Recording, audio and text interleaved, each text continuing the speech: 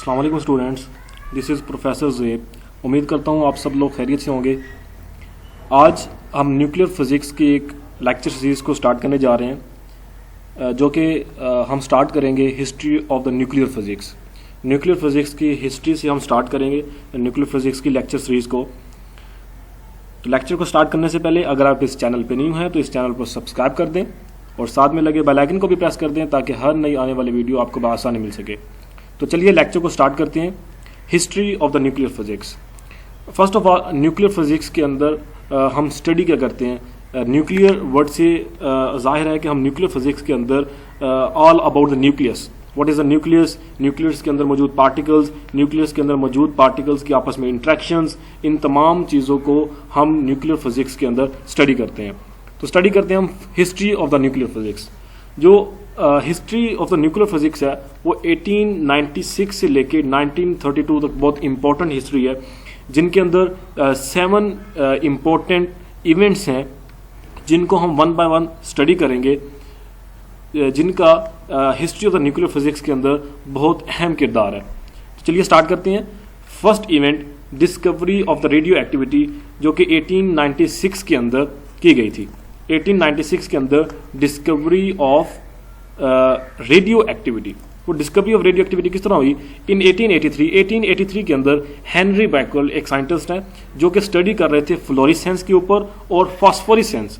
अब फ्लोरिसेंस और फास्फोरिसेंस क्या होता है? फ्लोरिसेंस एक ऐसी प्रॉपर्टी है जो कि किसी भी चीज़ की ऐसी प्रॉपर्टी है जो कि लाइट को ऑब्जॉर्ब करती है, एक शॉर्ट वेवलेंथ लाइट को, एक शॉर्ट वेवलेंथ लाइट को ऑब्जॉर्ब करती है और उसको इमिट करती है लॉन्गर वेवलेंथ के साथ। वो होती है फ्लोरिसेंस। और फास्फोरिसेंस क्या होती है? Emission of radiation. ये सिमिलर टू द फ्लोरिसेंस होती है, लेकिन इसमें ये क्या होती है, ये थोड़ी सी ज़्यादा लॉन्गर होती है एज कम्पेयर टू फ्लोरिसेंस, और ये कंटिन्यू रहती है even after the removal of source. हम सोर्स को रिमूव कर देते हैं फिर भी ये लाइट क्या होती है? कंटिन्यू होती है, और ये थोड़ी सी ग्रेटर होती है एज कम्पेयर टू फ्लोरिसेंस। तो जो हेनरी बैकवेल है वो फास्फोरिसेंस और फ्लोरिसेंस के ऊपर वर्क कर रहे थे। जिस तरह हेनरी बैकवेल के जो फादर थे वो इंटरेस्टेड थे यूरेनियम साल्ट के कंपाउंड में, यूरेनियम और उसके कंपाउंड के अंदर एक जो है दिलचस्प भी रखते थे, इसी तरह उनके बेटे हेनरी बैकवेल भी यूरेनियम और इसके कंपाउंड को स्टडी करने में इंटरेस्टेड थे, और साथ ही साथ उनको फोटोग्राफी के अंदर काफ़ी ज़्यादा स्किल्ड थी। वो फोटोग्राफी के अंदर काफ़ी जो है स्किल रखते थे। इन अर्ली 1896 एक साइंटिस्ट ने एक्स रेज को डिस्कवर किया और Becquerel began looking for a connection between the phosphorescence. Roentgen ने एक्स रे डिस्कवर्ड की, तो जो बैकवेल है, हेनरी बैकवेल है, उसने फास्फोरिसेंस और एक्स रेज के दरमियान कनेक्शन को जो है वो स्टडी करना स्टार्ट कर दिया। ही thought that the phosphorescent uranium salt he had been studying might absorb sunlight and re-emitted X-rays। उसने सोचा कि उसने जो फॉस्फोरिसेंट जो यूरेनियम सॉल्ट है वो क्या करता है कि वो माइट भी सनलाइट को अपने अंदर ऑब्जॉर्व करता है और उसमें से एक्स रेज को री इमिट करता है। उसने इस आइडिया को टेस्ट करने के लिए उसने एक फोटोग्राफिक प्लेट्स ली, उसको ब्लैक पेपर के ऊपर रैप किया और उसने क्या कर दिया, सनलाइट के अंदर जो कि सनलाइट उसके ऊपर नहीं पहुंच पा रही थी। देन उसने क्या किया, उसने यूरेनियम सॉल्ट के कुछ क्रिस्टल्स को लिया on the top of the wrap plates के ऊपर and put the whole setup under the sunlight, और उसने उस तमाम सेटअप को सूरज की रोशनी के नीचे रख दिया। When he developed the plates, he saw outlines of the crystal। और जब उसने उन प्लेट्स को डेवलप किया तो उसको उसकी आउटलाइन के अंदर उसको कुछ क्रिस्टल्स मिले। ठीक है, Becquerel took this as an evidence that his idea was correct. उसने उसको एज अ एविडेंस के तौर पर रख लिया कि उसने जो आइडिया पेश किया वो करेक्ट है। The phosphorescent uranium salts absorb sunlight and emitted a penetrating radiation similar to x rays. उसने अपना क्या आइडिया दिया था कि जो फॉस्फोरेसेंट यूरेनियम साल्ट हैं वो सनलाइट को ऑब्जॉर्व करते हैं और उसमें से एक पेनिट्रेटिंग रेडिएशन जो है वो इमिट करते हैं जो कि similar to the x rays है। Seeking further confirmation of what he had found, he planned to continue his experiment। उसने जो अपना जो एक्सपेरिमेंट किया उसी बेस के ऊपर वो मजीद एक्सपेरिमेंट करना चाह रहा था ताकि वो अपने इस आइडिया को कंफर्म कर सके। But it became overcast for the next several days. लेकिन ये कुछ दिन तक क्या रहा, उसका ये जो प्लान था वो थोड़ा डिले हो गया। Becquerel put his uranium salt crystal and photographic plates away in the drawer। उसने क्या किया, उसके पास जो यूरेनियम साल्ट थी और जो फोटोग्राफिक प्लेट्स थी उसको उसने अपने घर के कहीं दराज के अंदर रख दिया। नेक्स्ट डे ही open the door and develop the plates expecting to see only a very weak image. Next day जब उसने उसे ओपन किया तो उसने क्या किया, वो एक्सपेक्ट कर रहा था कि उसको एक थोड़ी सी स्मॉल सी एक इमेज मिली होगी, लेकिन instead the image was amazingly clear. लेकिन उसने क्या देखा, वो ये देख के हैरान रह गया कि जब हालांकि उसने वो जो अपना जो एक्सपेरिमेंट जो कि सनलाइट के अंदर करना चाह रहा था, अब उसके ऊपर कोई सनलाइट नहीं पहुंच रही, लेकिन उसे फिर भी उस इमेज उसको एक क्लियर इमेज मिली। Then he concluded that the uranium salt emitted radiation without any stimulation from sunlight. तब उसने कंक्लूड किया कि जो यूरेनियम साल्ट है ये रेडिएशन को इमिट करते हैं, इवन जबकि उनको सनलाइट पहुंचे या ना पहुंचे वो फिर भी क्या कर रहे हैं, रेडिएशन को इमिट कर रहे हैं।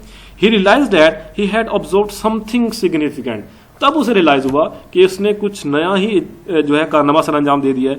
ही did further test to confirm that the uranium salt emitted radiation on their own. फिर उसने फर्दर उसके ऊपर उसकी कंफर्मेशन के लिए उसने उसको अपने एक्सपेरिमेंट्स किए कि जो यूरेनियम सॉल्ट है वो खुद ब खुद जो है वो रेडिएशन इमिट करते हैं। At first he thought that the effect was due to particularly long lasting phosphorus, but he soon discovered that the non-phosphorescent uranium compounds exhibit the same effect। Start में उसे लगा कि शायद ये जो फॉस्फोरेसेंट है वो लॉन्ग लास्टिंग उसकी लॉन्ग लास्टिंग की वजह से जो है ये रेडिएशन इमिट हो रही है, लेकिन फर्दर उसने जब नॉन फ्लोरेसेंट यूरेनियम कंपाउंड को यूज किया तो उसने भी देखा कि उसमें से भी उसे सेम इफेक्ट हुआ है।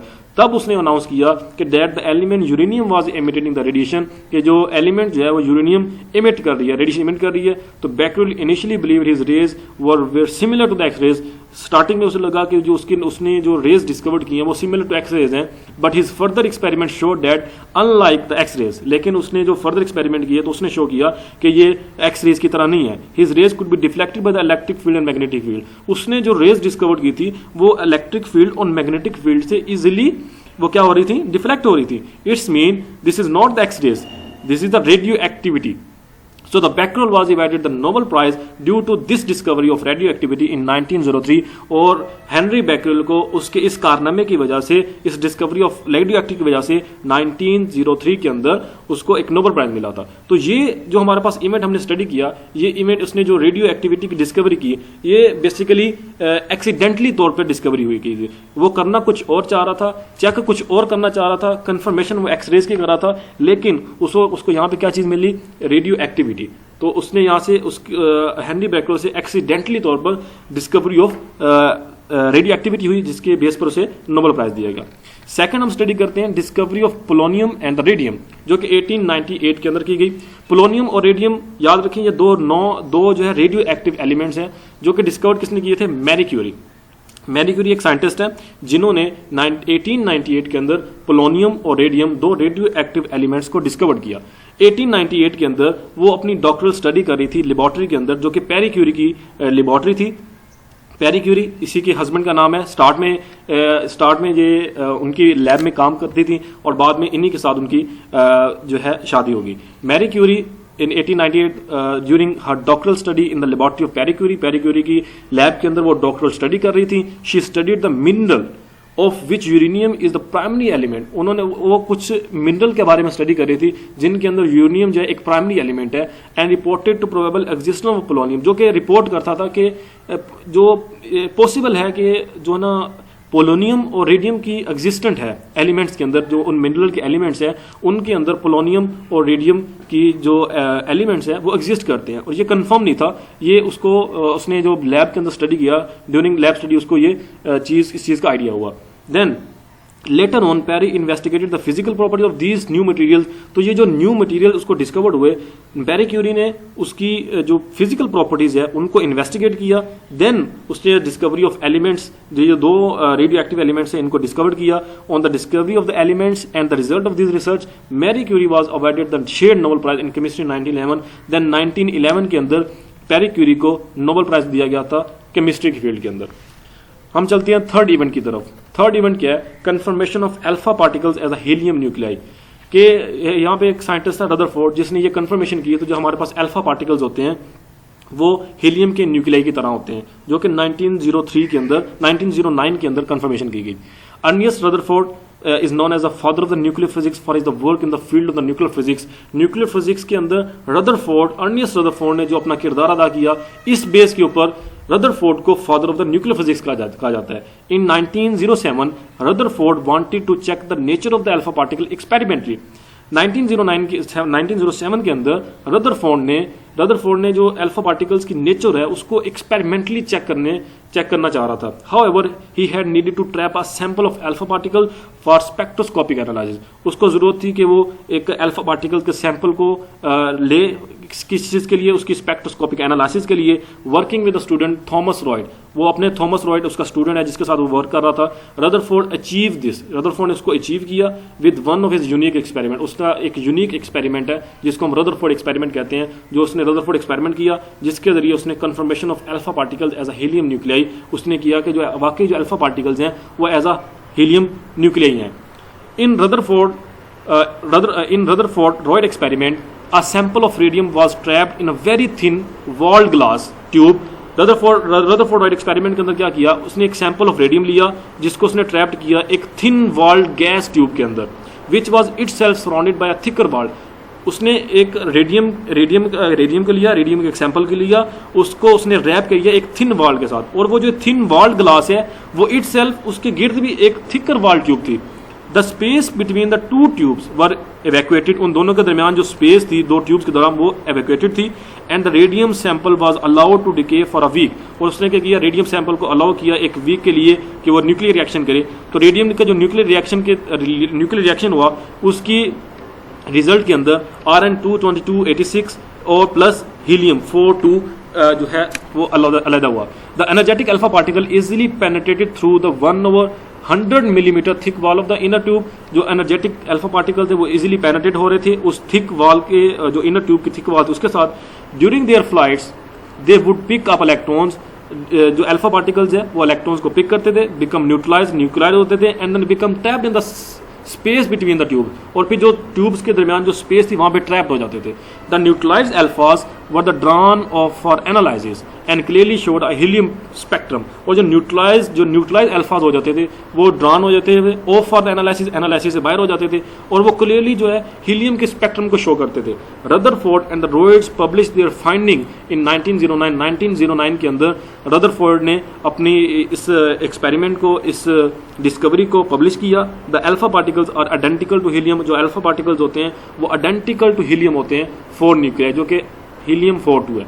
तो ये थे हमारे पास थर्ड इवेंट जो कि कंफर्मेशन ऑफ अल्फा पार्टिकल्स है एज अ हीलियम न्यूक्लियाई। 1909 के अंदर रदरफोर्ड रॉयड एक्सपेरिमेंट के जरिए ये कंफर्मेशन की गई। हम मूव करते हैं अपने फोर्थ इवेंट की तरफ, जो कि है डिस्कवरी ऑफ एटॉमिक न्यूक्लियस, जो कि 1911 के अंदर की गई। Rutherford along with his researchers, Rutherford ने अपने 2 रिसर्चर्स के साथ वो परफॉर्म कर रहे थे experiment to study the structure of atom. उन्होंने स्ट्रक्चर ऑफ एटम को स्टडी करना स्टार्ट किया और उसके ऊपर डिफरेंट एक्सपेरिमेंट्स किए। 1911 के अंदर they perform the alpha particle scattering experiment और अ गोल्ड फॉयल एक्सपेरिमेंट। 1911 के अंदर उन्होंने एक एक्सपेरिमेंट किया जो कि एक बहुत फेमस एक्सपेरिमेंट है, जो कि गोल्ड फॉयल एक्सपेरिमेंट के नाम से जाना जाता है, Rutherford gold foil experiment, which led to the birth of the nuclear model of atom, जिसने nuclear model of an atom की बर्थ, जो आप समझ ले उस वहां से न्यूक्लियर मॉडल ऑफ एटम की बर्थ हो चुकी थी। In Rutherford's experiment, high energy streams of alpha particles is bombarded on a thin gold foil।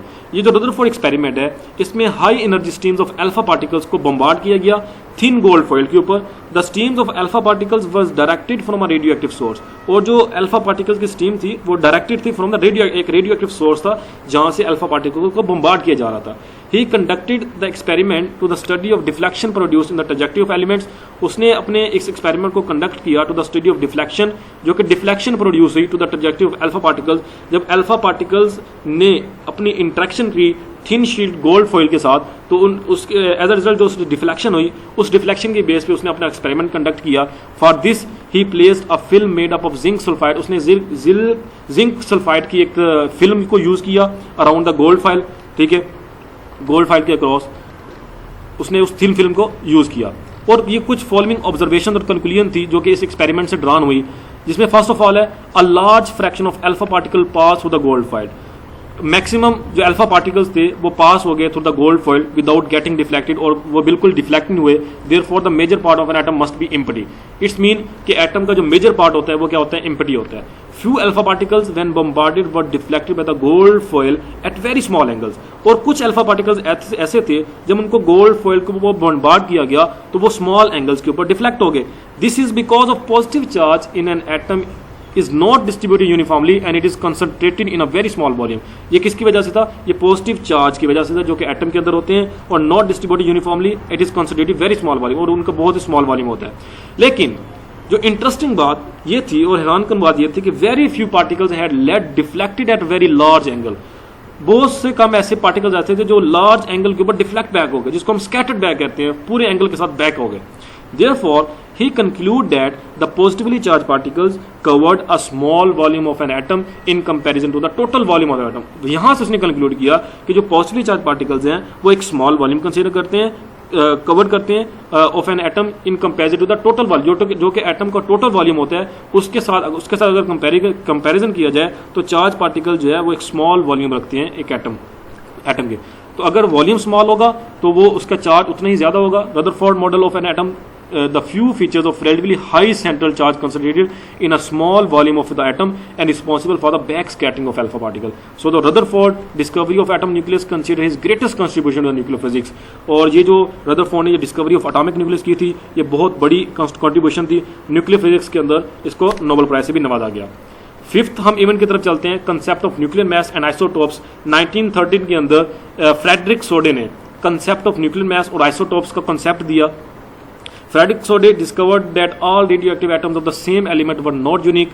Frederick Soddy ने डिस्कवर किया कि जो जितने भी रेडियो एक्टिव एटम्स हैं वो सेम एलिमेंट के वो यूनिक नहीं है, but rather that the some of them are very, लेकिन उनमें से कुछ वेरिएंट भी हैं।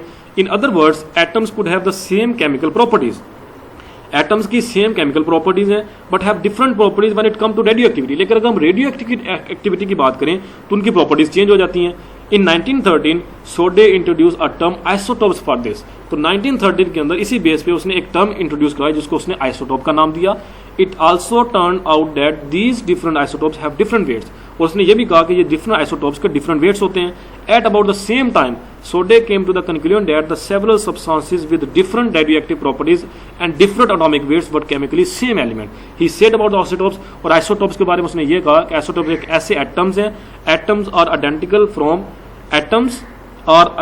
From outside but different inside. वो आउटसाइड से क्या है, आइडेंटिकल है, लेकिन इनसाइड से वो क्या डिफरेंट है। Soddy received the Nobel prize for chemistry in 1921 for his work on isotopes, और फ्रेडरिक सोडे को 1921 के अंदर isotopes, concept of nuclear physics और आइसोटोप्स के ऊपर नोबेल प्राइज से नवाजा गया।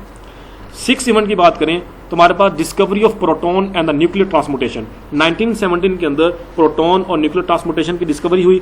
अर्नियस्ट रदरफोर्ड, ये भी कारनामा रदरफोर्ड के नाम होता है। Ernest Rutherford became the first person who attentionally transformed one element into another। Rutherford ये पहला पर्सन था जिसने एक एलिमेंट को दूसरे एलिमेंट के अंदर ट्रांसफॉर्म किया। He converted nitrogen atom into oxygen atoms by bombarding nitrogen with alpha particles। इसने क्या किया, नाइट्रोजन एटम्स को ऑक्सीजन एटम्स के अंदर नाइट्रोजन एटम्स को ऑक्सीजन के एटम्स के अंदर कन्वर्ट कर दिया। किस तरह कन्वर्ट किया, by bombarding nitrogen with alpha particles. Nitrogen के ऊपर उसने अल्फा पार्टिकल्स की बम्बार्डमेंट की। एज अ रिजल्ट नाइट्रोजन के एटम्स को ऑक्सीजन के एटम्स के अंदर कन्वर्ट कर दिया। This reaction was initially written as, ये रिएक्शन आप देख सकते हैं, नाइट्रोजन के ऊपर अल्फा पार्टिकल बम्बार्डमेंट की तो हमारे पास ऑक्सीजन एटम के अंदर कन्फर्म हो गया, और ये हमारे पास क्या चीज़ है, ये भी आपको कन्फर्म हो जाएगा। The result showed Rutherford that the hydrogen nuclei were a part of nitrogen nuclei and he become the suspect that the hydrogen nucleus may actually be a fundamental particle. और 1920 के अंदर ही proposed hydrogen nucleus to be a new particle and suggested the term of photon. और ये हमारे पास जो hydrogen का जो न्यूक्लियस हमें मिला, इसको उसने एक न्यू पार्टिकल प्रपोज किया, और उसने उसको सुगेस्ट किया कि ये टर्म जो है ये क्या चीज़ है, ये बेसिकली प्रोटॉन है।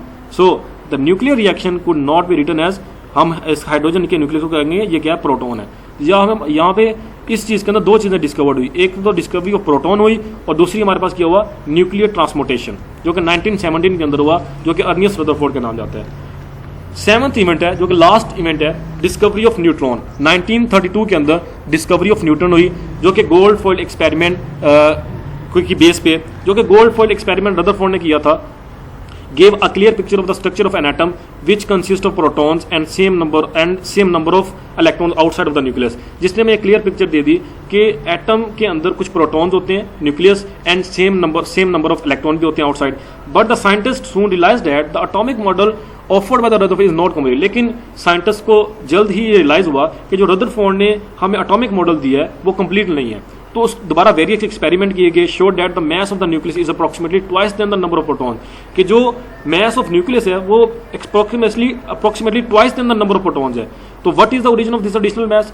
Rutherford postulate the existence of some neutral particle having mass similar to proton, but there was no direct experimental evidence. Rutherford ने ये postulate किया कि कोई ना कुछ न्यूट्रल पार्टिकल एग्जिस्ट करते हैं जिनका मैस सिमिलर टू प्रोटॉन है, लेकिन वो उसके बाद डायरेक्ट एक्सपेरिमेंटल एविडेंस नहीं था। So several theories and experiments eventually led the discovery of neutron. तो फिर कुछ एक्सपेरिमेंट किए गए जिन्होंने डिस्कवरी ऑफ न्यूट्रॉन की। 1930 के अंदर बोदे एंड बेकर ने फाउंड किया, उन्होंने क्या किया कि एक इलेक्ट्रिकली न्यूट्रल रेडिएशन को फाउंड किया। जब उन्होंने एक बेरिलियम की शीट के ऊपर, थिन शीट के ऊपर अल्फा पार्टिकल्स की बॉम्बार्डमेंट की, ये हमारे पास बेरिलियम के ऊपर अल्फा पार्टिकल बॉम्बार्डमेंट की, तो उनको कुछ रेडिएशन मिली, इलेक्ट्रिकली रेडिएशन मिली, और उन्होंने इन रेडिएशन को फोटॉन्स का नाम दिया कि उन्होंने फोटॉन्स को डिस्कवर किया। लेकिन 1932 के अंदर जूलियट क्यूरी ने ये शोड किया कि ये जो रेज हैं ये एग्जैक्टेड प्रोटॉन्स हैं। उसने क्या किया, इसी जो रेडिएशन इमिट हुई थी, इसी रेडिएशन उसके आगे उसने पैराफिन को रखा, फिर उसने यहाँ से ये जो रेडिएशन डिस्कवर्ड हुई उसने इसको प्रोटॉन्स का नाम दिया कि ये क्या है, प्रोटॉन्स है। आयोनाइजेशन चैम्बर से उसने इस चीज़ को कंफर्म किया। लेकिन the question arose that how massless photon could eject protons. फिर हमारे पास ये क्वेश्चन हुआ कि यहाँ पर हमारे पास जो मैसलेस फोटोन्स हैं यहाँ से जो इमिट हो रहे हैं वो एक प्रोटॉन्स की जो है वो किस तरह जो है वो कर सकते हैं, प्रोड्यूस कर सकते हैं। तो 1836 जो कि जबकि देखा जाए तो हमारे पास जो वो प्रोटॉन्स हैं वो 1836 टाइम्स हैवियर होते हैं than electron. So the ejected rays in bombardment of beryllium with alpha particle can not be photon. तो यहाँ से एक चीज़ कंफर्म हुई कि जब बेरिलियम के ऊपर अल्फा पार्टिकल को बोम्बार्ड किया गया तो यहाँ से जो रेडिएशन हमें मिली है वो फोटोन्स नहीं है, वो कुछ और चीज़ें हैं। तो 1932 के अंदर जेम्स चैडविक ने परफॉर्म किया एक सेम एक्सपेरिमेंट जो कि जूलियट क्यूरी ने किया, लेकिन दिस टाइम इसने क्या यूज़ किया, he used many different targets of bombardment beside the paraffin की जगह भी उसने कुछ और डिफरेंट टारगेट्स को इस्तेमाल किया। By analyzing the energy of different targets after bombardment, he discovered that the existence of a new particle. जब उसने काफ़ी डिफरेंट टारगेट्स के ऊपर बॉम्बार्डमेंट करवाई तब उसने डिस्कवर किया कि कुछ न्यू पार्टिकल्स एग्जिस्ट करते हैं जो कि चार्जलेस पार्टिकल्स हैं and has similar mass to the proton, लेकिन उनका जो मैस है वो सिमिलर टू द प्रोटॉन्स है। This particle is called neutrons. Then उस पार्टिकल उसने न्यूट्रॉन्स का नाम दिया। Beryllium undergoes the following reaction when it is bombarded with alpha particles. Beryllium के ऊपर जब अल्फा पार्टिकल्स की बॉम्बार्डमेंट की गई तो ये उसका फॉलोइंग रिएक्शन है। बेरिलियम के ऊपर अल्फा पार्टिकल्स के ऊपर जब अल्फा पार्टिकल्स की बॉम्बार्डमेंट की गई तो हमारे पास C13 6 C12 6 और प्लस हमें N10 जो कि न्यूट्रॉन, एक हमें न्यूट्रॉन मिला। तो यहाँ से डिस्कवरी ऑफ न्यूट्रॉन की गई। तो James Chadwick awarded Nobel prize in physics for the discovery of the neutron in 1935। 1935 के अंदर जेम्स चैडविक को इसी बेस के ऊपर नोबेल प्राइज से नवाजा गया। तो आपको देखा जाए तो जो ये डिस्कवरी ऑफ न्यूट्रॉन है इसके अंदर जो सबसे ज़्यादा जो हेल्प हुई डिस्कवरी ऑफ न्यूट्रॉन की वो बोदे एंड बेकर की हुई। उन्होंने जो अपना एक्सपेरिमेंट किया उसके जरिए उन्होंने डिस्कवरी तो न्यूट्रॉन की कर ली, लेकिन वो इस चीज़ को समझ नहीं पाए कि आया कि जो रेडिएशंस वहाँ से इमिट हो रही हैं वो न्यूट्रॉन्स हैं या वो कुछ और चीज़ें हैं। तो इन्होंने उनको रेडिएशंस का नाम दिया, लेकिन बाद में जब एक्सपेरिमेंट किया गया जेम्स चैडविक की तरफ से देन उसने इस चीज़ को डिस्कवर किया कि एक जो मैसलेस पार्टिकल्स हैं वो जो मैसलेस फोटोन्स हैं वो प्रोटॉन की डिस्कवरी किस तरह कर सकते हैं जिनका मैस भी इक्वल टू प्रोटॉन है। देन इस एविडेंस के तौर पर इस एक्सपेरिमेंट के बेस पे उसने कहा कि ये जो रेडिएशन हैं ये अब फोटोन्स नहीं है, ये न्यूट्रॉन्स हैं। तो ये थे हमारे पास 7 इवेंट्स, ये जो जिनको हम कहते हैं ये कि हिस्ट्री ऑफ न्यूक्लियर फिजिक्स है। इन 7 इवेंट्स की बेस पे हम न्यूक्लियर फिजिक्स की ईजाद हुई और आज हम न्यूक्लियर फिजिक्स को स्टडी करते हैं। मिलते हैं इस नेक्स्ट लेक्चर के अंदर, तब तक आप सब लोग अपना ख्याल रखिएगा। खुदा हाफिज़।